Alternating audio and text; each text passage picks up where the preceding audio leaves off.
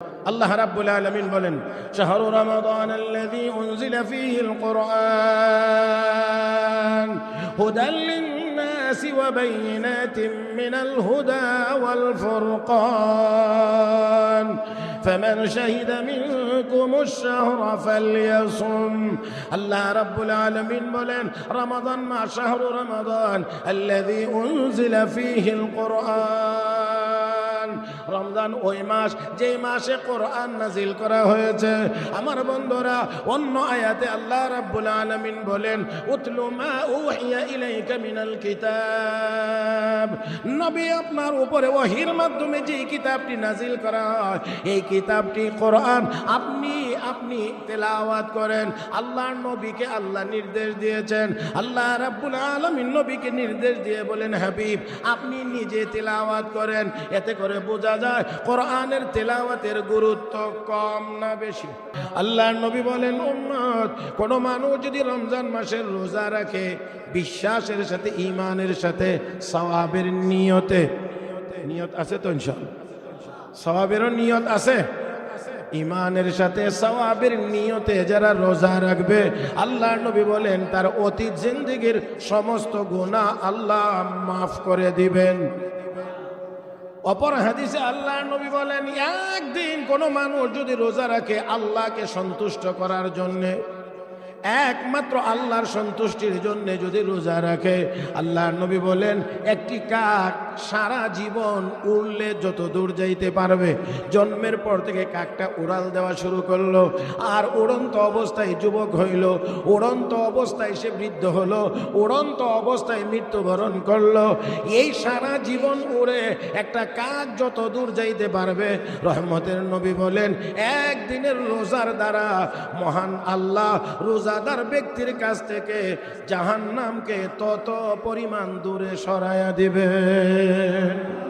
ونتوكل عليه ونعوذ بالله من شرور أنفسنا ومن سيئات أعمالنا، من يهده الله فلا مضل له ومن يضلله فلا هادي له، ونشهد أن لا إله إلا الله وحده لا شريك له، ونشهد أن سيدنا وسندنا وحبيبنا ومولانا محمدا عبده ورسوله، الذي أرسله بالحق بشيرا ونذيرا وداعيا إلى الله بإذنه وسراجا منيرا، صلى الله تعالى عليه وعلى آله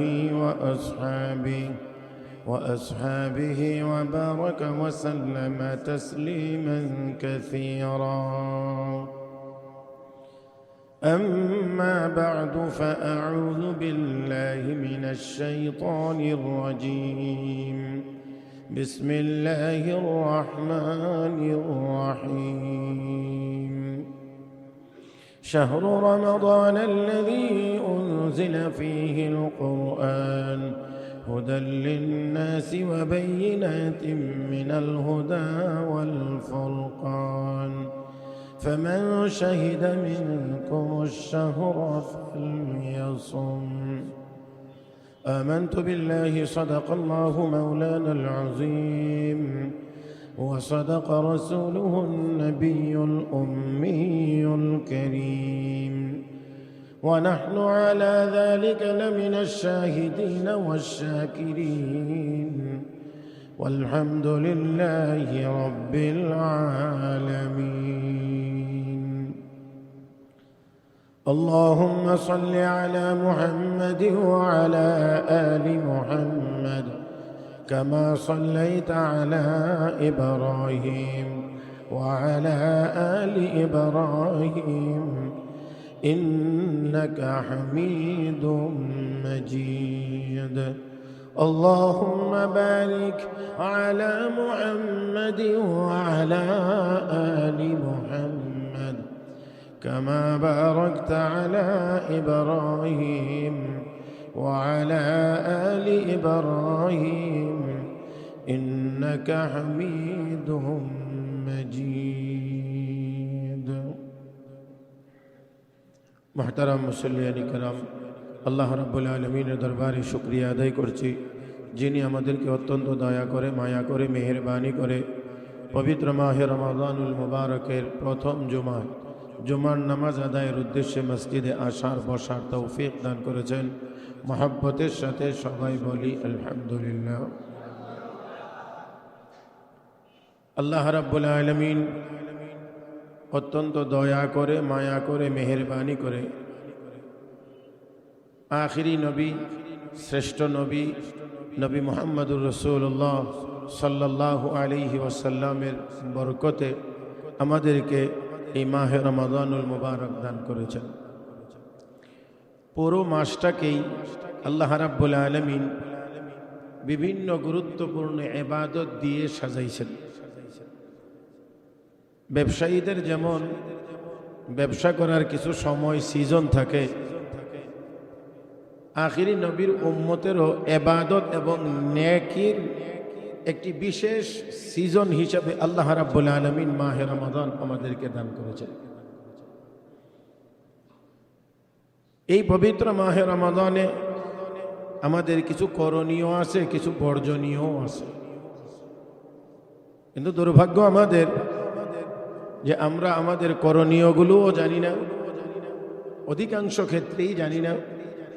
বর্জনীয়গুলো কি কি সেইগুলো আমরা অনেকেই জানি না, যার কারণে মাহে রমাদান আল্লাহ আমাকে আপনাকে কেন দিয়েছেন সেই কথা আল্লাহ নিজেই স্পষ্ট করে বলেছেন। কুতিবা আলাইকুমুস সিয়াম কামা কুতিবা আলাল্লাযীনা মিন ক্বাবলিকুম লাআল্লাকুম তাত্তাকুন। তোমাদের পূর্ববর্তী উম্মতদের উপরে যেমন রোজা ফরজ করা হয়েছিল, তোমাদের উপরেও ফরজ করা হয়েছে তোমাদেরকে তাকওয়াওয়ালা বানানোর জন্য। আর তাকওয়ার এই গুণ যাদের মধ্যে আসবে তারা আল্লাহ রাব্বুল আলামিনের প্রিয় বান্দা হয়ে যাবে। অন্য শব্দে যদি বলি তাহলে তারা আল্লাহর ওলি হয়ে যাবে।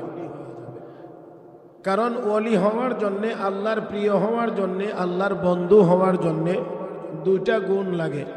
আল্লাযীনা আমানু ওয়া কানু ইয়াত্তাকুন, ঈমান লাগবে, তাকওয়া লাগবে। কিন্তু রোজা তো আমরা অনেক দিন যাবত রাখছি, কাহারও এই রোজা পালনের 20 বছর, 30 বছর, 40 বছর, 50 বছর হয়ে গেছে, কিন্তু আসলে আমরা তো সেই তাকওয়াওয়ালা হতে পারি নাই, আল্লাহর প্রিয়ও হতে পারলাম না। এত রোজা রাখার পরে, এত মাস আমরা রোজা রাখলাম, তারপরেও কেন আমরা আমাদের মধ্যে পরিবর্তন আনতে পারলাম না? তাহলে অবশ্যই আমাদের এই মাহে রমাদানে করণীয়গুলো কি সেগুলো হয়তো আমরা ঠিক মতো করছি না, বর্জনীয়গুলো কি সেগুলো হয়তো আমরা ঠিক মতো বর্জন করছি না, যার কারণে পরিপূর্ণ উপকারিতা আমরা পাচ্ছি না।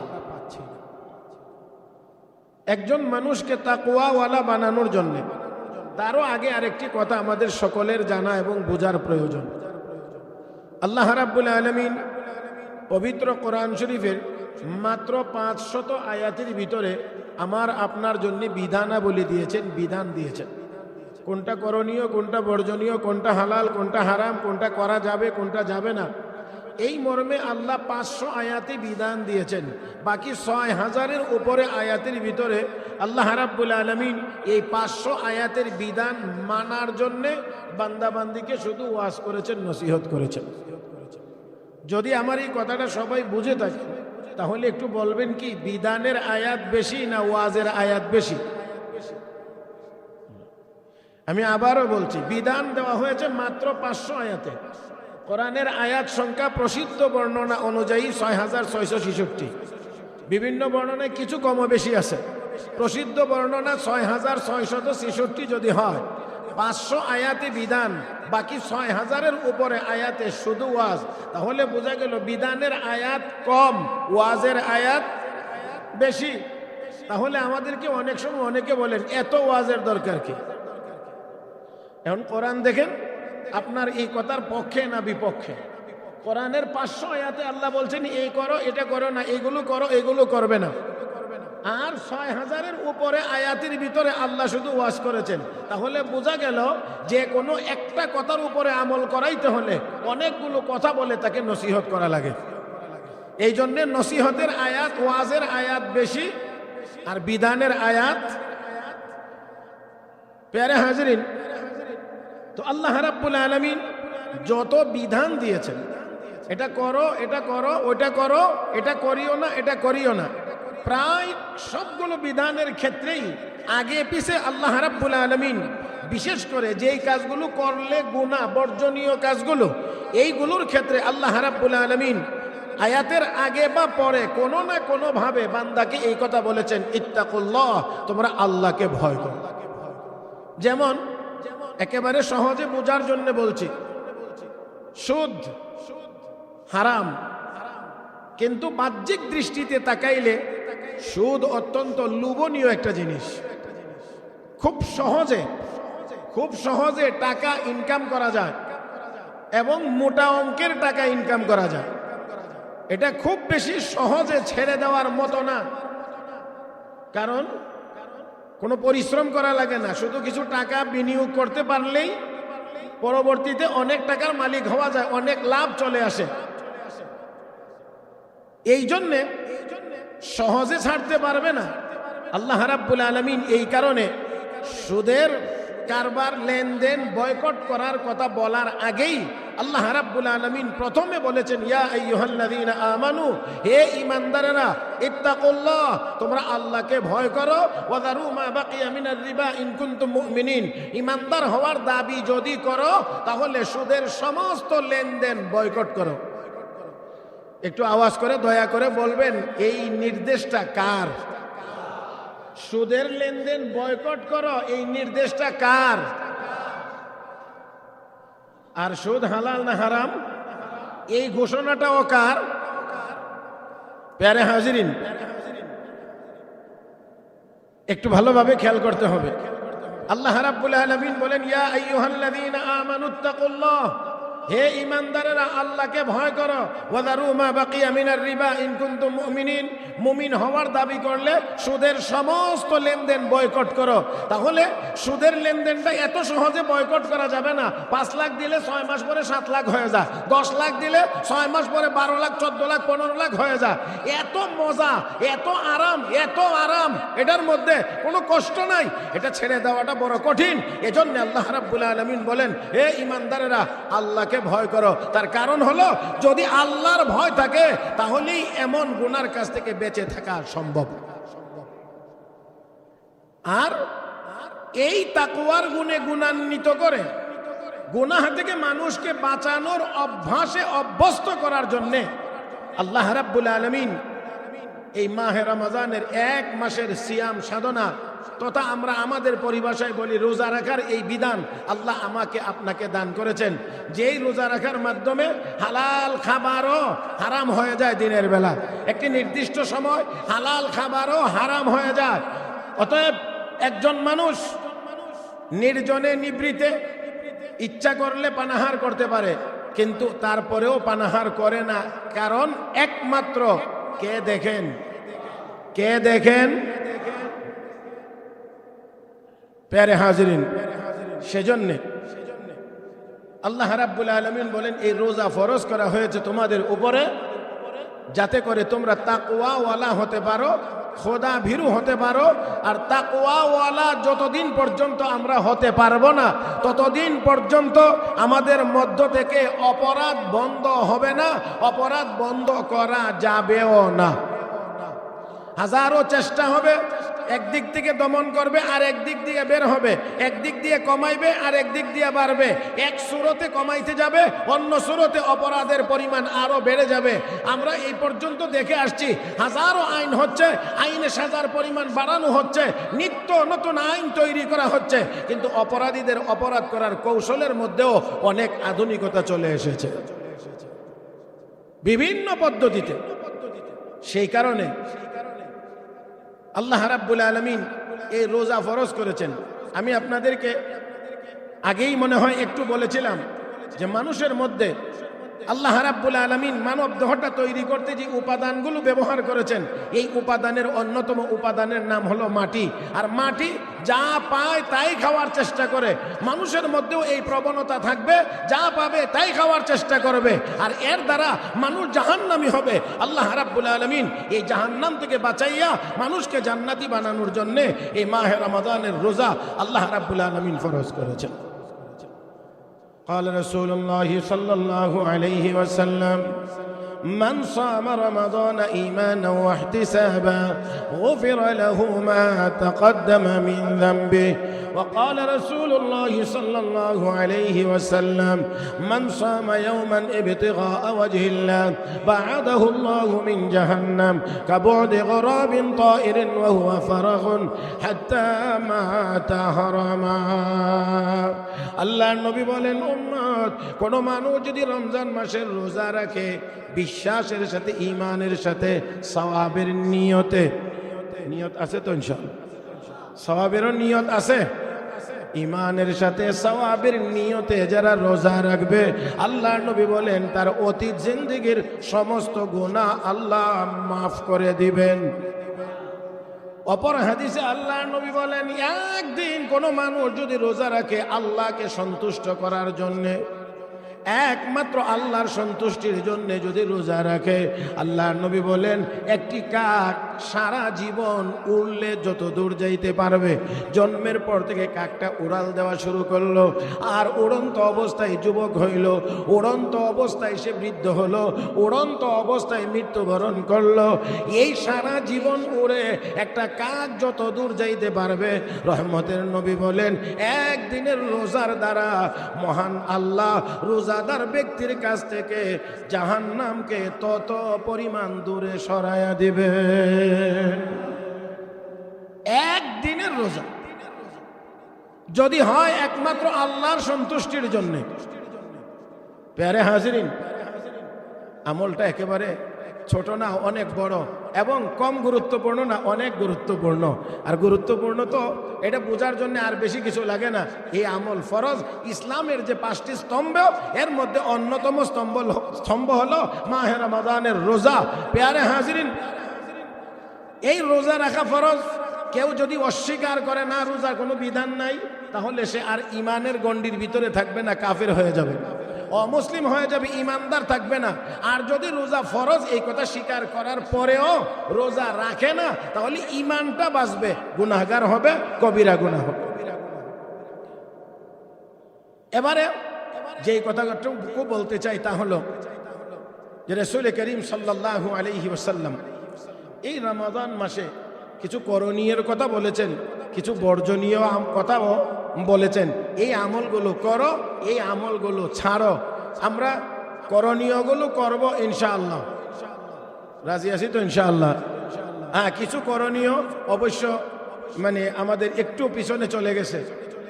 এর মধ্যে একটা হলো রমজান মাসের চাঁদ দেখা, এটা একটা করণীয় ছিল। যাক, তারপর একটু বলে রাখি যাতে সামনে কাজে লাগে। গত জুমায় না আসতে পারার কারণে হয়তো সেই কথাগুলো একটু পিছনে চলে গেছে। চাঁদ দেখা, এখন তো আমরা নিজেরা চাঁদ দেখি না, হ্যাঁ খবরের, এখন কেউ বলবো যে আমরা তো দেখিও না, চাঁদ দেখা যায় না। দেখি আর না দেখি, দেখার চেষ্টা করা, দেখার চেষ্টা করা, চাঁদ দেখার চেষ্টা করা। কেন? নবী দেখবার চেষ্টা করেছেন, নবী চাঁদ দেখবার চেষ্টা করেছেন, এই জন্যে আমাদেরও দেখা, এটাও নবীর সুন্নত। এমনকি এক হাদিসে আছে আল্লাহ রসুল বলছেন, তোমরা শাবানের চাঁদের প্রথম তারিখটা হিসাব করে রাখো, যাতে করে রমজান কোন তারিখে, শাবান কোন তারিখে শেষ হবে এটা যেন তোমরা জানতে পারো, বুঝতে পারো। এই জন্য শাবানের চাঁদ থেকেই গণনা শুরু করে দাও। তাহলে এক নাম্বার হলো যে চাঁদ দেখা, এই চাঁদ দেখার চেষ্টা করা। মুহতারাম হাজরিন, চাঁদ দেখতে পারলে চাঁদ ওঠার দোয়া আছে, এই দোয়া পড়া। সুবহানাল্লাহ, এত দূর পর্যন্ত গেলে তো বড় ঝামেলা। চাঁদ দেখারও দোয়া, এর চেয়ে আরো কত গুরুত্বপূর্ণ দোয়া প্রতিদিন যেগুলো কাজে লাগে, সেইগুলোই তো আমরা মুসলমান পারি না, জানি না, জানবার চেষ্টাও করি না। এবং এটা যে আমি জানি না, এটা যে আমার ত্রুটি, এতটুকু পর্যন্ত অনুভূতিও এখন অনেক মুসলমানের ভিতরে নাই। আল্লাহ আমাদের সবাইকে বুঝার তৌফিক দান করুন। প্যারে হাজিরিন, চাঁদ দেখারও দোয়া, চাঁদ দেখারও দোয়া। আচ্ছা বলেন দেখি, খাওয়ার দোয়া আসেনি? হ্যাঁ, খাওয়ার দোয়া আছে, খানার শুরুতে দোয়া আছে, খানার শুরুতে দোয়া আছে। এই দোয়া যদি ভুলে যায়, না খানার ভিতরে যদি স্মরণ হয়, তাহলে এই ভুলে যাওয়ার কারণে যখন স্মরণ হবে তখন আবার আরেকটা দোয়া আছে। কথা কি আছে না নাই? দেখেন, খানার শুরুতে দোয়া, ইসলামের নবী কোনো কিছু বাদ দেন নাই। খানার শুরুতে দোয়া, খানার মাঝামাঝিতে দোয়া, শুরুর দোয়া ভুলে গেলে মাঝখানে স্মরণ হলে সেখানে দোয়া, খানা খাওয়ার পরে দোয়া, আবার যদি আপনি মেহমান হয়ে খান তাহলে মেজবানের জন্য আলাদা দোয়া। খবর তো আমাদের কাছে মোটেও নাই। চাঁদ দেখার আবার দোয়া, এটা মানে অনেকটা আশ্চর্যই লাগার মতো মনে হয় অনেকের কাছে। আরে হাজিরিন, এই জন্যে একটু জানার দরকার যে নতুন চাঁদ দেখলেও এটারও দোয়া আছে। আল্লাহুম্মা আহিল্লাহু আলাইনা বিল ইয়ুমনি ওয়াল ঈমান ওয়াস সালামাতি ওয়াল ইসলাম রব্বি ওয়া রব্বুকাল্লাহ। আল্লাহর নবী চাঁদ দেখে এই দোয়াটা বলতেন। আমার কাছে লাগে মনে হয় এরকমও কেউ থাকতে পারেন যে জীবনের এই প্রথম শুনছেন এই দোয়া, মনে হয় আর কি কারো কারো কাছে। আল্লাহ মাফ করুন, অনেকেরই জানা থাকার কথা, অনেকে জানেন, এটা আমি বিশ্বাস করি অনেকে জানেন। প্যারে হাজরিন, তো যাক, তাহলে চাঁদ দেখা, চাঁদ দেখলে দোয়া। আর রমাদান রোজা দিয়ে শুরু হয় না নামাজ দিয়ে শুরু হয়? হ্যাঁ, নামাজ দিয়ে শুরু হয়। সাহাবায়ে কেরামের ঐকমতের ভিত্তিতে তারাবির নামাজ 20 রাকাত। সাহাবায়ে কেরামের ঐকমতের ভিত্তিতে তারাবির নামাজ 20 রাকাত। আল্লাহর নবী এই নামাজ সম্পর্কেও বলেছেন, মান কামা রমাদানা ঈমানান ওয়া ইহতিসাবা গুফিরা লাহু মা তাকদ্দামা মিন যামবি। রহমতের নবী বলেন, যেই ব্যক্তি তারাবির নামাজ আদায় করবে, আল্লাহ রাব্বুল আলামিনের দরবারে নেকি আর সওয়াবের প্রত্যাশা নিয়ে আল্লাহ রাব্বুল আলামিন তার অতীত জীবনের সব গুনাহ মাফ করে দেবেন। দেখেন, রমাদানের প্রায় অনেকগুলো আমলের সাথেই গুনাহ মাফের কথা বলা হয়েছে। কারণ 11 মাস আমরা যত গুনাহ করেছি, এই 1 মাস আল্লাহ রাব্বুল আলামিন শুধু মাফেরই ঘোষণা দিয়েছেন। হে বান্দা বান্দি, যত গুনাহই করিস না কেন, এই রমাদান মাসে আমলগুলো করলে আমি আল্লাহ এই আমলগুলোর বিনিময়ে তোর গুনাহগুলোকে মাফ করে দেব। আমাদের বড় সমস্যাই তো আমাদের গুনাহ, আমাদের বড় সমস্যাই আমাদের গুনাহ। আমাদের হাজারো গুনাহ থাকার পরেও আমাদের অনুভূতি জাগ্রত হয় না। হযরত আব্দুল্লাহ ইবনে মাসউদ রাদিয়াল্লাহু তাআলা রাসূলের সাহাবী, ট্যাংলা পাতলা দুর্বল, পায়ের আপনারা কি জানি বলেন, আমরা গোসা বলি আর কি, পায়ের গোসাতে গোশত নাই, মানে হাঁটুর নিচের যে অংশটা, এই জায়গার মধ্যে গোশতের পরিমাণ খুব কম, খুব হ্যাংলা পাতলা, পাগুলো দেখতে একেবারে চিকন চাকন। তো সাহাবায়ে কেরাম কেউ কেউ দেখলে একটু হাসতেন, অথবা একটু ভিন্ন রকমের কারো কারো মধ্যে এরকম নজর আসতো, মানে লক্ষ্য করা যাইতো যে ওনার পাগুলো দেখলে কেউ যেন এটাকে একটু গুরুত্বহীন মনে করেন। আল্লাহর নবী এই অবস্থাটা বুঝতে পেরে নবীর সাহাবীদেরকে লক্ষ্য করে বলেন, সাহাবীরা, তোমরা আমার এই আব্দুল্লাহর পায়ের ওজন কত জানো? আমার এই সাহাবী আব্দুল্লাহর পায়ের ওজন কত জানো? এই আব্দুল্লাহর পা দুইটা যদি হাসরের মাঠে ওই মিজানে দাড়ি পাল্লাতে উঠায়া দেওয়া হয়, যে পাল্লা দিয়ে সওয়াব আর গুনাহ আল্লাহ ওজন দিবেন, ওই পাল্লাতে যখন উঠায়া দেওয়া হবে, আল্লাহর নবী রাহমাতুল লিল আলামিন বলেন, আমার এই সাহাবীর দুটি পা উহুদ পাহাড়ের চাইতেও আরো বেশি ভারী হবে।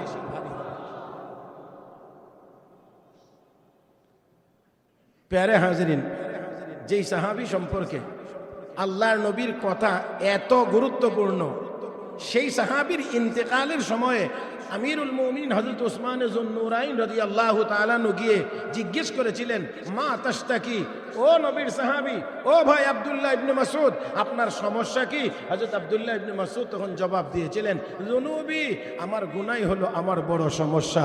আমার ভাইয়েরা, যাদের আমলনামায় বলতে গেলে গুনাহ ছিলই না, তারপরেও মানবীয় বৈশিষ্ট্যের কারণে তাদের গুনাহ যদি হয়েছে তিল পরিমাণ, তাদের তওবা হয়েছে পাহাড় পরিমাণ।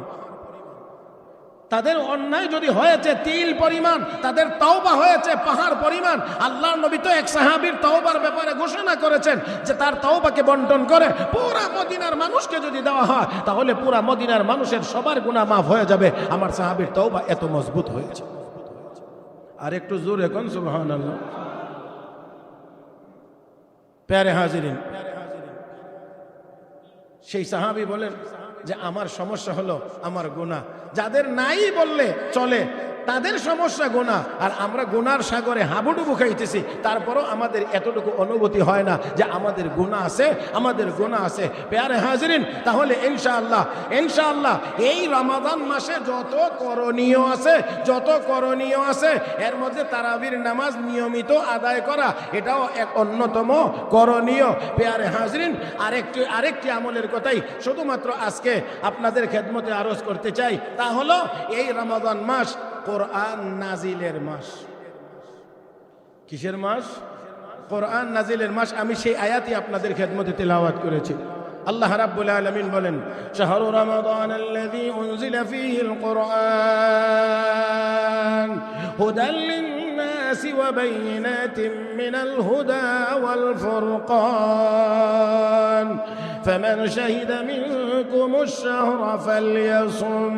আল্লাহ রাব্বুল আলামিন বলেন, রমাদান মাস, শাহরু রমাদান আল্লাযী উনজিলা ফীহিল কুরআন, রমজান ওই মাস যেই মাসে কোরআন নাজিল করা হয়েছে।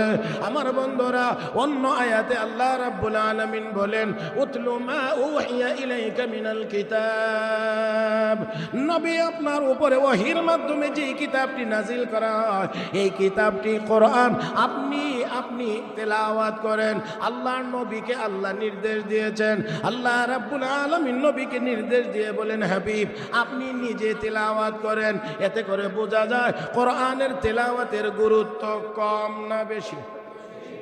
নবীকে আল্লাহ বলেছেন কোরআন নাজিলের এই মাসে আমরা কোরআনের তেলাওয়াতের পরিমাণ বাড়ায়া দেব ইনশাআল্লাহ। তার মানে কি রমজানের পরে আর তেলাওয়াত লাগবে না? হ্যাঁ, রমাদানের পরে আর লাগবে না। আমার ভাইয়েরা, কিছু আমল আছে যেগুলো কন্টিনিউ হওয়া চাই, সব সময় হওয়া চাই। এর মধ্যে একটা হলো কোরআনের তেলাওয়াত। কোরআনের তেলাওয়াত কম হোক বেশি হোক, 1 পৃষ্ঠা হোক 2 পৃষ্ঠা হোক, 1 সূরা হোক 2 সূরা হোক, 1 পারা হোক 2 পারা হোক, যতটুকুই হোক কোরআনের তেলাওয়াত যেন কোনোদিন বাদ না যায়। মুসলমানের সন্তান, আমি বড় এই কথাটা খুব জোর দিয়েই প্রায় মাহফিলগুলোতেই বলারও চেষ্টা করেছি, আর জুমার বয়ানেও অনেক সময় কথাগুলো আসে। মুসলমানের সন্তান কোরআনের তেলাওয়াত জানে না, এর চেয়ে মনে হয় দুর্ভাগ্য আর কোনো কিছু হতে পারে না। এর চেয়ে দুর্ভাগ্য মনে হয় আর কিছুই হতে পারে না। প্যারে হাজরিন, সেই জন্যে আমি আপনাদেরকে আগেও অনেকবার বলেছি যে একেবারে বেশি যদি নাও পারি, অন্তত যেই ছোট ছোট সূরাগুলো মুখস্থ জানা আছে এই সূরাগুলোই বারবার তেলাওয়াত করি। এমন হবে না যে কোরআনের একটি সূরাই বারবার পড়লে তেলাওয়াতের সওয়াব মনে হয় কোনো দিক থেকে কম হবে না, এমনটা হবে না। যতটুকু জানা আছে, যেই আয়াত জানা আছে, যেই সূরা জানা আছে, এই সূরাটাই বারবার ঘুরাইয়া পড়তে থাকি, তাতেও করে কোরআন তেলাওয়াতের সওয়াব আমল নামায় জমা হইতে থাকবে। মুহতারাম হাজিরিন, দেখেন কোরআনের তেলাওয়াত মানে হলো আল্লাহ রাব্বুল আলামিনের সাথে কথা বলা। কার সাথে কথা বলা? আল্লাহর সাথে কথা বলা। তো আল্লাহর সাথে কথা বলার মনে কি একটু চায় না সবার? হ্যাঁ, আল্লাহর সাথে কথা বলার মনে কি চায় না? হ্যাঁ, এই মাসে আমরা কোরআনের তেলাওয়াতের পরিমাণ বেশি করি, কারণ এই মাস কোরআন নাজিলের মাস। আল্লাহ পরিচয় দিয়েছেন, পরিচয় তুলে ধরেছেন, এটা হলো রমজান মাস যেই মাসে কোরআন নাজিল হয়েছে। প্যারে হাজরিন, রাহমাতুল লিল আলামিন নবী মুহাম্মদুর রাসূলুল্লাহ সাল্লাল্লাহু আলাইহি ওয়াসাল্লাম এই কোরআন তেলাওয়াত করেছেন। আর এই কোরআন তেলাওয়াত করতে গিয়েই কিন্তু নবীকে অনেক কষ্ট সহ্য করতে হয়েছে। শুধুমাত্র নবী কষ্ট করেছেন তা না, সাইয়েদনা হযরত আবু বকর সিদ্দিক রাদিয়াল্লাহু তাআলা আনহু তিনিও কোরআন তেলাওয়াত করতেন নিজের বাড়িতে। খুব জোর গলায়, জোর আওয়াজে কোরআন তেলাওয়াত করতেন, মন ভরে যেন আল্লাহর মহব্বত নিয়ে কোরআন তেলাওয়াত করতেন। যেই তেলাওয়াতের দ্বারা অনেক মানুষের কাজ কামের ব্যাঘাত হইতো। অনেক মানুষ কোরআনের তেলাওয়াতের প্রতি আকৃষ্ট হয়ে যাচ্ছে। কাফের বেঈমানরা এটা কোনোভাবেই মেনে নিতে প্রস্তুত মেনে নিতে প্রস্তুত না। কোরআন তেলাওয়াত চলবে, কোরআনের আওয়াজ হবে, আমাদের মানুষ এই দিকে ধাবিত হবে, মুসলমান হয়ে যাবে, এটা তারা কোনোভাবেই মেনে নিতে পারছে না, মেনে নিতে পারে না, এখনো পারে না, কিয়ামত পর্যন্ত তাদের অনুসারীরা পারবে না। তবে সবকিছুর পরেও একটি কথা তো অবশ্যই বলতে হয়, হাজারো না মানতে পারার পরেও কোরআন ছিল, কোরআন আছে, কোরআন থাকবে। কোরআনের তেলাওয়াত সাইয়েদনা আবু বকর সিদ্দিক রাদিয়াল্লাহু তাআলা আনহু কুফরি জামানাতেও অত্যন্ত সম্ভ্রান্ত মানুষ। হযরত আবু বকরকে সবাই সম্মান এবং শ্রদ্ধার দৃষ্টিতে দেখত কুফরি জামানাতেও। সেই আবু বকর সিদ্দিককে একদল শৃঙ্খল মানুষ নিজের বাড়ি থেকেই বের করে দিচ্ছে, মক্কা থেকে তাড়িয়ে দিতে চায়, বের হয়ে যাও, কোরআনের তেলাওয়াত যদি বন্ধ করতে না পারো তাহলে তোমাকেই আমরা এই দেশ থেকে, আমাদের মক্কা থেকে বের করে দেব। এই জন্য বের করে দিতে গেলে পরবর্তীতে কিছু মানুষ চিন্তা করে দেখলো এমন একজন মানুষকে গ্রাম থেকে, এই শহর থেকে, এই এলাকা থেকে বের করে দেওয়া যায় না, এটা ঠিক হবে না, অনুচিত হবে। আসল কথা হলো আল্লাহ রাব্বুল আলামিনের পক্ষ থেকে দয়া, আল্লাহর পক্ষ থেকে সাহায্য। হযরত আবু বকর সিদ্দিক রাদিয়াল্লাহু তাআলা আনহু তিনি আবার ফিরে আসলেন, আবারও কোরআন তেলাওয়াত করেন, নামাজের ভিতরেও তেলাওয়াত করেন। রাহমাতুল লিল আলামিন নবী মুহাম্মদুর রাসূলুল্লাহ সাল্লাল্লাহু আলাইহি ওয়াসাল্লাম নিজে যেমন কোরআনের এই তেলাওয়াত করতে গিয়ে কষ্ট করেছেন, সাহাবায়ে কেরাম রিদওয়ানুল্লাহি তাআলা আলাইহিম আজমাইন তারাও কষ্ট করেছেন। প্রিয় হাজরিন, আমার বলার কথা হলো এই রমজান মাসে করণীয় আমলগুলোর মধ্যে অন্যতম একটি আমল হলো বেশি বেশি করে কোরআনের তেলাওয়াত করা। আল্লাহ আমাদের সবাইকে বেশি বেশি করে তেলাওয়াতের তৌফিক দান করুন। করণীয়গুলোর মধ্যে সবগুলো বলে তো আর শেষ করা যাবে না, সাথে আমি এক দুইটা বর্জনীয় কথা আপনাদের খেদমতে আরজ করতে চাই, যাতে করে পুরা মাহে রমাদান আমাদের সঠিক পথে যেন পরিচালিত হয়, যাতে করে আমরা নেক আমল করতে পারি, আমরা যেন আমাদের রোজাটাকে হেফাজত আর সংরক্ষণ করতে পারি। প্যারে হাজরিন, বর্জনীয়গুলোর মধ্যে অন্যতম একটি বর্জনীয় হলো জবানকে হেফাজত করা। বলবেন আমি কিসের হেফাজতের কথা বলছি? জবানের হেফাজত করা, এই মুখটাকে হেফাজত করা। আল্লাহর নবী এক হাদিসে ঘোষণা করেছেন, মানুষ যত জাহান্নামী মানুষ যত হবে, এর মধ্যে অধিকাংশ মানুষগুলোই জাহান্নামী হবে জবানের কারণে। এই জবানটাকে হেফাজত করা, এই কথাটা অনেক বড়, অনেক লম্বা। আমি আপনাদেরকে শুধু হেডলাইনগুলো একটু বলি, তাহলে আশা করি আপনারা বুঝতে পারবেন। জবানকে হেফাজত করার এক নাম্বার কাজ হলো জবানকে মিথ্যা থেকে হেফাজত করা। মিথ্যা কথা কি দিয়ে হয়? ওরকম না, মিথ্যা কথা কি দিয়ে হয়? জবান দিয়ে হয়। জবানকে হেফাজত করা, প্যারে হাজরিন, গীবত করা থেকে জবানকে হেফাজত করা। বিশ্বনবী রাহমাতুল লিল আলামিন সেজন্য অপর এক হাদিসে ঘোষণা করেছেন, মান ইয়াজমানু লি মা বাইনা লিহইয়াইহি ওয়া মা বাইনা রিজলাইহি আযমান লাহুল জান্নাহ।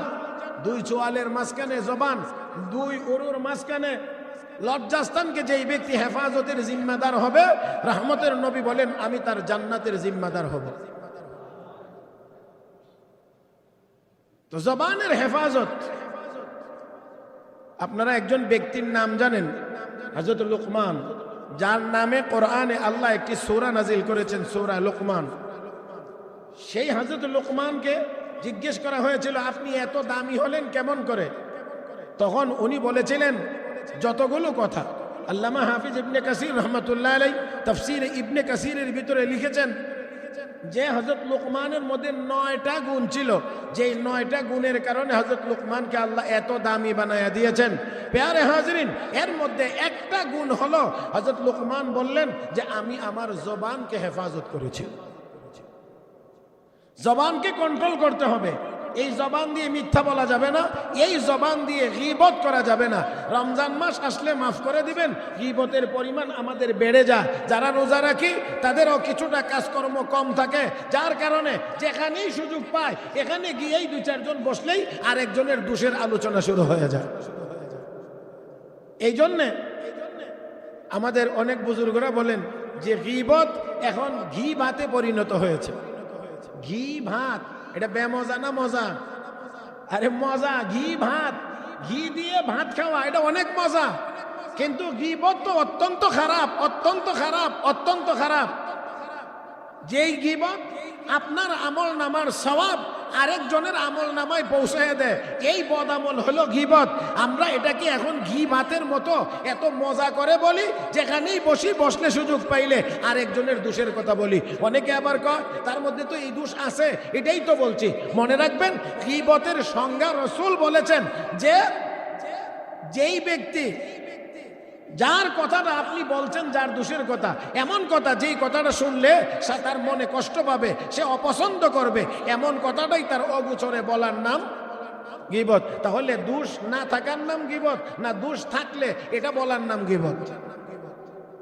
দোষ আছে এটা বলার নাম গীবত। আর যদি দোষ নাই, আপনি বানায়া দোষের কথা বলেন, তাহলে এটাকে বলা হয় হাদিসের ভাষায় তুহমত বা অপবাদ। এটা তো আরো মারাত্মক গুনাহ। হযরত ইমাম সুফিয়ান সাউরি রহমতুল্লাহি আলাইহি, ইমাম আজম আবু হানিফা রহমতুল্লাহি আলাইহির সমসাময়িক হযরত ইমাম সুফিয়ান সাউরি রহমতুল্লাহি আলাইহি একদিন খাদেমকে দিয়ে কিছু হাদিয়া দিলেন, দিয়ে বললেন ওই মহল্লার অমুকের কাছে এই হাদিয়াটা পৌঁছায় দাও। খাদেম ওই ব্যক্তির নাম শুনেই বলতে আছে, হযরত এই লোকটাকে নিয়ে আপনি হাদিয়া দিচ্ছেন, এই লোকটাকেই হাদিয়া দিচ্ছেন, যেই লোকটা না আপনার সারাদিন বদনাম করে। হযরত ইমাম সুফিয়ান সাউরি রহমতুল্লাহ আলাইহি বললেন, এই জন্যই হাদিয়া দিচ্ছি, এই জন্যই। কেন? ওর চেয়ে বড় আপন বন্ধু আমার আর কেউ নাই। হযরত এটা কেমন করে? সারাদিন আপনার বদনাম করে, দোষ চর্চা করে, সে আপনার বন্ধু হলো কেমন করে? দেখো, সে এই বদনাম করার কারণে, এই গীবত করার কারণে আমার আমল নামার গুনাহগুলো কেটে তার আমল নামায় জমা হচ্ছে, আর তার আমল নামার সওয়াবগুলো কেটে আমার আমল নামায় জমা হচ্ছে। তো যে সওয়াব দিয়ে আমাকে উপকার করে, তার চেয়ে বড় বন্ধু আর কে হতে পারে? এই জন্যে আমি তাকে আরো বেশি হাদিয়া দেওয়ার দরকার ছিল। এতটা তো পারি নাই, যতটুকু দিছি ততটুকু তার কাছে পৌঁছায়া দাও। আমি আর আপনি কি চাই সারাদিন কষ্ট করে রোজা রাখলাম, সওয়াবটা আরেকজনের আমল নামায় চলে যাক? এটা কি আমরা কেউ চাই? দেখেন, আপনারা একজন সাহাবীর নাম বলি, সেই সাহাবীর নাম হযরত মাইজ আসলামী রাদিয়াল্লাহু তাআলা আনহু। হযরত মাইজ আসলামী রাদিয়াল্লাহু তাআলা আনহু একটা গুনার কাজ করে ফেলেছিলেন। সেই সম্পর্কিত সামান্য আলোচনা যখন নবীর কানে আসছে, তখনই নবী বলছিলেন, হে সাহাবীরা, আমার মাইজে আসলামীর তওবা বন্টন করে দিলে মদিনার সব মানুষের গুনাহ মাফ হয়ে যেত, এমন মজবুত তওবা করেছে, অতএব তার ব্যাপারে কোনো বাজে কথা বলা যাবে না। এতে করে মুহাদ্দিসিন কেরাম লিখেছেন, জীবিত মানুষের যেমন দুশ্চর্চা করা যায় না, একজন মৃত মানুষেরও দুশ্চর্চা করা যায় না। মুহতারাম হাজিরিন, তাহলে আমরা আমাদের জবানকে মিথ্যা কথা থেকে হেফাজত করব ইনশাআল্লাহ। বলি সবাই, পারবো? পারবো ইনশাআল্লাহ। মিথ্যা কথা থেকে আমি আপনাদেরকে শোনাইছি, তারপরেও একটা ছোট্ট ঘটনা শোনাইতে চাই। হযরত আব্দুল কাদের জিলানী রহমতুল্লাহি আলাইহি, আমরা জানি হযরত আব্দুল কাদের জিলানীর নাম, ওনার বুজুর্গির কথা বিভিন্নভাবে আমরা শুনেছি। শুধুমাত্র তা না, হযরত আব্দুল কাদের জিলানী রহমতুল্লাহ আলাইহির মা বাবার কথাও আমরা কম বেশি জানি। এটাও আলোচনার প্রসঙ্গে, এই অংশটা পরে বলবো, আগে শুধু এই অংশটা বলি। উচ্চ শিক্ষার জন্য হযরত আব্দুল কাদের জিলানী রহমতুল্লাহি আলাইহিকে মা অন্য জায়গায়, দূরবর্তী কোনো জায়গায় পাঠাইবেন। তৎকালীন সময়ে বাণিজ্যিক কাফেলার সাথী বানাইয়া দূর দূরান্তে পাঠাইতে হতো, ব্যবসার জন্য মানুষ যাইত। তো এক বাণিজ্যিক কাফেলার সঙ্গী বানায়া হযরত আব্দুল কাদের জিলানীর মা তাকে উচ্চশিক্ষার জন্যে, দ্বীনি ইলম অর্জনের জন্যে দূরে কোনো মাদ্রাসায় পাঠাবেন। সেই জন্যে মা কিছু স্বর্ণ মুদ্রা একেবারে জামার বগলের নিচে আলাদা পকেট বানায়া ওইখানে দিয়ে দিছে। আর বাড়ি থেকে বিদায় দেওয়ার সময়ে মার সর্বশেষ নসিহত ছিল, বাবা, যত বড় অসুবিধার সম্মুখীনই হও না কেন, মিথ্যা কথা বলিও না। একটু আওয়াজ করে বলেন, কি নসিহত? আর আমরা কি শিখাই? এটা আমি না বলে নিজেরটা নিজে চিন্তা করলে মনে হয় ভালো হবে যে আমরা আমাদের সন্তানদেরকে কি শিক্ষা দিচ্ছি। মার সর্বশেষ নসিহত, যত অসুবিধাই হোক না কেন মিথ্যা কথা বলো। এই কথা বলে সন্তানকে বিদায় দিয়েছে। হযরত আব্দুল কাদের জিলানী রাহমাতুল্লাহি আলাইহি মায়ের এই নসিহত ভালোভাবে স্মরণ রেখেছেন। কি বলা যাবে না, কি বলা যাবে না, মিথ্যা কথা বলা যাবে না। আল্লাহর বান্দা হযরত আব্দুল কাদের জিলানী রাহমাতুল্লাহি আলাইহি যে বাণিজ্যিক কাফেলার সঙ্গী হইয়া উচ্চ শিক্ষার জন্য অন্য জায়গায় যাইতেছিলেন, রাস্তার মধ্যে ডাকাত দলের আক্রমণ হয়েছে এই বাণিজ্যিক কাফেলার উপরে। সকলের সব মালামাল ডাকাত দলের সদস্যরা নিয়ে যাচ্ছেন। সর্বশেষ ছোট্ট বাচ্চা তালিবুল ইলম হযরত আব্দুল কাদের জিলানী রাহমাতুল্লাহি আলাইহিকে লক্ষ্য করে এমনি একটু ঠাট্টা উপহাস করে ডাক দিয়ে ও মৌলভী সাহেব, ও মাদ্রাসার ছাত্র, তোমার কাছে ও কি কোনো টাকা পয়সা আছে কি? সাথে সাথে তিনি জবাব দিলেন, হ্যাঁ আমার কাছে ও টাকা আছে। হ্যাঁ, সাথে সাথে বললেন, হ্যাঁ আমার কাছে ও টাকা আছে। আসলে ডাকাত তার কাছ থেকে নেওয়ার জন্যও না, কোনো কিছুর জন্যই না, এমনি একটু রসিকতা করে বলছে, হ্যাঁ মৌলভী সাহেব তোমার কাছেও কি কিছু টাকা পয়সা আছে নাকি? ছোট বাচ্চা দেখেন, সাথে সাথে তিনি জবাব দিলেন, হ্যাঁ আছে আছে। একটা সময় এই ডাকাতদের মধ্যেও একটা আলেম ওলামা বা ধর্মীয় ব্যক্তিত্ব বা ধর্মের প্রতি কিছু না কিছু অনুরাগ অবশ্যই কোনো কোনো জায়গাতে অবশ্যই ছিল। একটা সময় ছিল। এখন তো ডাকাত পরের কথা, ভালো যারা আমরা নিজেদেরকে মনে করি তাদের মধ্যেই তো ধর্মীয় প্রতি অনুরাগ যথেষ্ট পরিমাণ ঘাটতি আছে। আল্লাহ আমাদেরকে হেফাজত করুন। প্যারে হাজিরিন, একেবারেই আমার ওয়াজের জীবনের শুরু যখন সেই 1996-97 সনের কথা বলতেছি, তখন রিক্সা নিয়ে যাইতাম ওয়াজ করার জন্য। যানবাহনের মধ্যে আমার মোটামুটি কোনোটা তেমন বেশি বাকি নাই। একেবারে সাইকেল, বাইসাইকেল থেকে শুরু করে, প্রথমত যদি বলি তাহলে হাঁটা, বাইসাইকেল, রিক্সা, ভ্যান, তারপরে আরো যত যা আছে এই দিয়ে মোটামুটি সবগুলো দিয়েই তো রিক্সা নিয়ে যাইতাম। তো এই যাতায়াতের পথে তখন এখনের তুলনায় ওই সময়ে আরো বেশি ডাকাতের উপদ্রব ছিল। তো একটা জায়গা একেবারে চিহ্নিত ছিল, তো ওই দিকে ওয়াজ করতে যাই। তো একদিন ওই এলাকার এক মসজিদের ইমাম এক মাহফিলে উনিও ছিলেন। তো আমাকে এসে বলতেছেন, ভাই একটা কথা শুনেন। কি কথা? আমার কাছে গতকাল কয়েকজন লোক আসছিল। দেখেন, মানে ডাইরেক্ট কনা এমনে, তারা কিছু লোক আসছিলেন।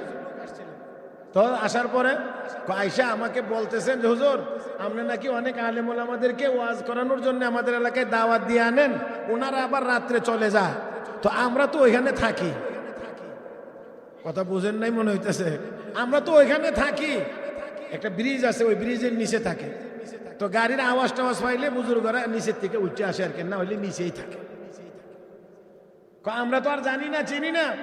তো যাদেরকে আপনি দাওয়াত করে আনেন ওনাদেরকে বলে দিয়েন এই জায়গাটা অতিক্রম করার সময়ে একটু জোরে আওয়াজ করে যেন জিকির করে অথবা দরুদ শরীফ পড়ে, তাহলে আমরা বুঝবো যে আপনার মেহমান যাইতে আছে, আমরা নিচের থেকে উপরে উঠবো না, ওনাদেরকেও বিরক্ত করবো।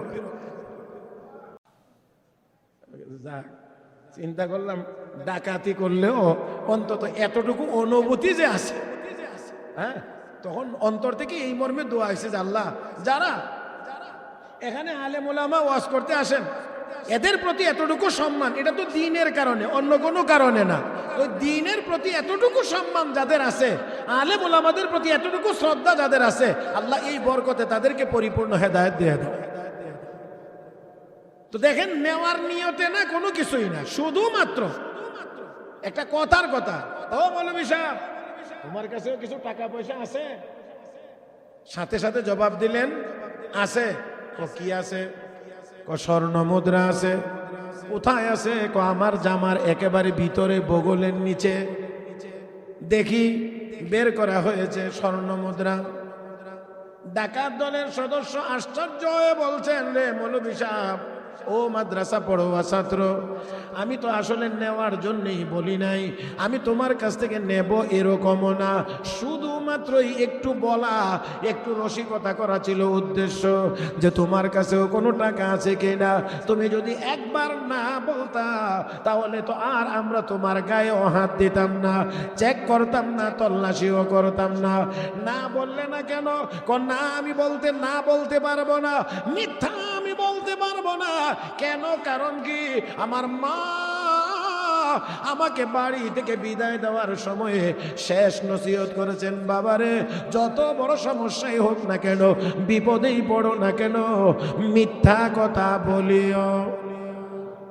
আর আমরা অনেক সময় মিথ্যা কেন বললো না এই জন্য সন্তানকে ধমকাই। ওই তোরা এটা এমনি করছিস, তুই এটা বললে না কেন, তুই এটা না করলে না কেন? ও মুসলমান, হযরত আব্দুল কাদের জিলানী বললেন, আমার মা আমাকে না করেছেন, নিষেধ করেছেন, সর্বশেষ নসিহত করেছেন আমি যেন মিথ্যা কথা না বলি। এই জন্যে আমি আমার মায়ের নসিহত পালন করতে গিয়ে আমি মিথ্যা বলতে পারি নাই, মিথ্যা বলবো না। আমার বন্ধুরা, আল্লাহ রাব্বুল আলামিনের দয়া হয়েছে তাদের উপরে। এমন এক বুজুর্গের সাথে তাদের সাক্ষাৎ হয়ে গিয়েছে। আমার বন্ধুরা, যদিও তালিবুল ইলম, বয়স বড় কম, কিন্তু তারপরেও মনে রাখতে হবে আল্লাহর ওলি, তার বাবাও আল্লাহর ওলি, মাও আল্লাহর ওলি। ওই ওলি, আল্লাহর ওলি স্বামী স্ত্রীর মধ্য থেকে আল্লাহ এই সন্তান দান করেছেন।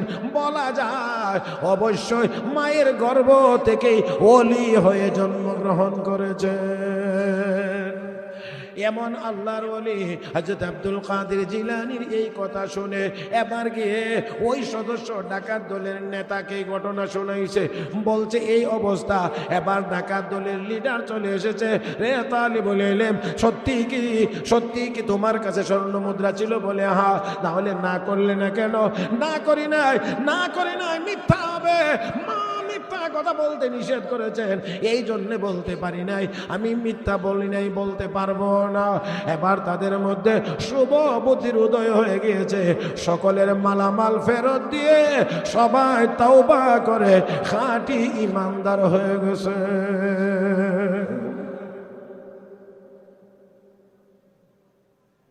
আমরা কি এই নিয়ত করতে পারি যে ইনশাআল্লাহ আমরা আর মিথ্যা বলবো না? হয় নাই, ইনশাআল্লাহ দুর্বল। প্যারে হাজিরিন, তাহলে এই জবানটাকে হেফাজত করবে। যে জানাজা, যে ইনশাআল্লাহ রমজান মাস, খাওয়া দাওয়ার ঝামেলা তো, হ্যাঁ, যে প্যারে হাজিরিন, তাহলে আমরা জবানটাকে হেফাজত করি। আল্লাহ আমাদের সবাইকে তৌফিক দান করুন। আর একটু জোরে বলি, জবান হেফাজতের আরো অনেক সূরত, কাইফিয়ত, পদ্ধতি অনেক আছে, আরো অনেক বিষয় আছে। শেষ কথাটা একেবারেই সংক্ষিপ্ত, শুধু শুরুটা, শেষ কথার শুরুটাই বলবো, শেষ করতে না পারলেও শুধু এই কথাটা। তাহলে এই বর্জনীয় যতগুলো আছে এর মধ্যে একটা জবানের হেফাজত, আর একটা হলো, এটাও জবানের সাথে সম্পর্কও আছে, সেই সাথে হলো সারা দিন রোজা রেখে আমরা যেন হারাম মাল দিয়ে ইফতার না করি, আর সেহরিতে হারাম খেয়ে যেন রোজা না রাখি। এক কথায় আমরা রমজান মাসে হারাম বর্জন করব ইনশাআল্লাহ। হারাম বর্জন শুধু রমজান মাস পর্যন্তই। এটা ট্রেনিং, এটা হলো বিশেষভাবে এই রমজান মাসে আমরা হারাম বর্জন করব। হারাম উপার্জিত সম্পদ দিয়ে ইফতার হবে না, সাহরিও হবে না। আল্লাহ আমাদের সবাইকে হারামগুলোকে বর্জন করার আর করণীয় যে ইবাদতগুলো আছে সেইগুলো বেশি বেশি করে করার তৌফিক দান করুন, সবাই বলি আমিন। প্যারে হাজরিন, একটি কথা আপনাদেরকে বলছি আজকে, ওই এক ভাই বলছিলেন এই সম্পর্কে বলার জন্য, আমি আপনাদেরকে অত্যন্ত বিনয়ের সাথে বলি। ছোট ছোট বাচ্চা, মসজিদের আদব এখনো পর্যন্ত বুঝবার বয়স যাদের হয় নাই, নাবালক এমন বাচ্চা যাদেরকে মসজিদে আনলে তার এই বুঝ হয় নাই যে তার নড়াচড়া, তার চলাফেরার দ্বারা অন্য মানুষের নামাজের ব্যাঘাত হইতে পারে, এতটুকু বুঝ যাদের হয়ে ওঠে নাই, এমন বাচ্চাদেরকে মসজিদে না আনা। মসজিদে আনলে যদি ওই বাচ্চার নড়াচড়ার কারণে, কথা বলার কারণে, আওয়াজের কারণে, অন্য কোনো কর্মকাণ্ডে অন্য নামাজির ব্যাঘাত হয়, তাহলে এই ব্যাঘাতের গুনাহ এই বাচ্চার অভিভাবক যিনি আনবেন তার উপরে বর্তাইবে। একটি কথা আমাদের মধ্যে আছে, বাচ্চাকে যদি মসজিদে না আনি শিখবে কোথায়? আপনাদেরকে বিনয়ের সাথে বলছি, আবেগ দিয়ে ইসলাম চলে না, ইসলাম দলিল দিয়ে চলে। অতএব এখানে আবেগ খাটানোর জায়গা না।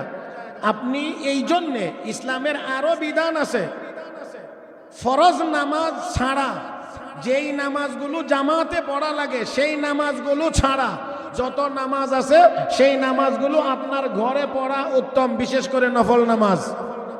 আপনি ঘরে নফল নামাজ পড়বেন, তখন আপনার ওই অবুঝ বাচ্চা আপনার নামাজ দেখে, আপনার ওয়াইফ ঘরে নামাজ পড়বে, ও আপনার ওই ওয়াইফের নামাজ দেখে আপনার বাচ্চা নামাজে অভ্যস্ত হবে, নামাজ ওইখান থেকে শিখবে। দয়া করে এটা বলবেন না, না আনলে নামাজ শিখবে কেমনে? যে আপনাকে মসজিদে আনবার মতো একটা বয়সও ইসলাম নির্ধারণ করে দিয়েছে, যেই সময় গিয়ে বুঝবেন যে আপনার বাচ্চাকে যেখানে রাখবেন সেখানেই থাকবে। যেমন আজকে একটা সমস্যা হয়ে গেছে, আমি এটা বলতে চাই না, যদিও এটা ওনার ইচ্ছাকৃত না, অনিচ্ছাকৃত হয়ে গেছে, কিন্তু এই বাচ্চাটা তো অবুঝ, সে তো আর এতটুকু বুঝে নাই যে এই মসজিদ এখানে অন্য কিছু করা যাবে না, কিন্তু সে অবুঝ হওয়ার কারণে, ওই জিনিস না বোঝার কারণে কারবারটা এখানেই হয়ে গেছে। এই জন্যে বিনয়ের সাথে বলছি, একেবারে ছোট অবুঝ, যেই অবুঝ বাচ্চার দ্বারা আরেকজনের নামাজের ব্যাঘাত সৃষ্টি হইতে পারে, এমন বাচ্চাদেরকে মসজিদে দয়া করে আনবেন না। আল্লাহ আমাদের সবাইকে বুঝার তৌফিক দান করুন, আমিন ইয়া রাব্বাল আলামিন। ওয়া আখিরু দাওয়ানা আনিল হামদুলিল্লাহ।